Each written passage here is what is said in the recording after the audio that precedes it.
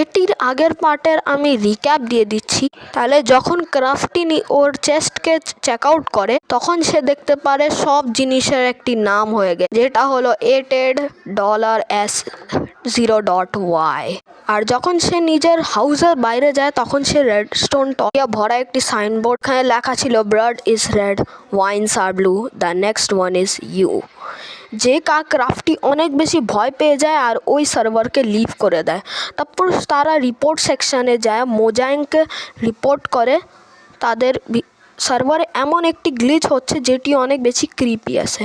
প্রথম দিন, দ্বিতীয় দিন আর তৃতীয় দিন কেউ রিপ্লাই, চতুর্থ দিন মোজাঙ্গ রিপ্লাই করে। অন 24 সেপ্টেম্বর 2015 মাইনক্রাফটের একটি ডেভেলপার জবের আগে মারা গেছিল, আর মরার আগে সে একটি সাইনবোর্ড কোড করেছিল, কিন্তু তারা এখন ওই সাইনবোর্ডকে সরাতে পারেনি। আর তারপর মোজাঙ্গ বলল ওই দুইজনকে ওই সার্ভারে খেলতে, কিন্তু অ্যাজ আ কিউরিওসিটি যে ক্রাফটি আবার ওই সার্ভারে লগ ইন করলো। আর যখনই লগ ইন করলো ওরা অনেক অবাক হয়ে গেল, তখন ওর পুরোই সার্ভার বেডরকে কনভার্ট হয়ে গেল। ওদের সামনে একটি ব্লাড স্টিভ খাড়া ছিল, আর তারা বুঝে যায় যে ওই ডেভেলপারের সোল সার্ভার ট্র্যাপ হয়ে গেছে, ওই ঘোস্ট জেককে মেরে ফেলে অ্যাজ আ গেম।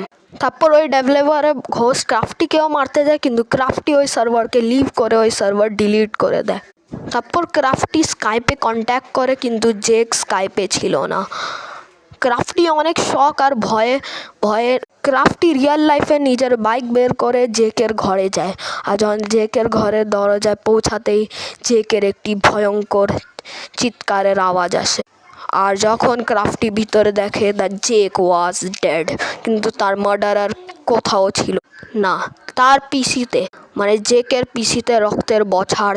জেককে যে মেরেছে সে তাকে পিছে দিয়ে স্ট্যাব করে মেরেছে, আর নিচে রক্তে দিয়ে লেখা ছিল blood is red, wines are blue, the next one is you. তারপর থেকে ক্রাফটি মাইনক্রাফট খেলা একদমই ছেড়ে দিয়েছিল।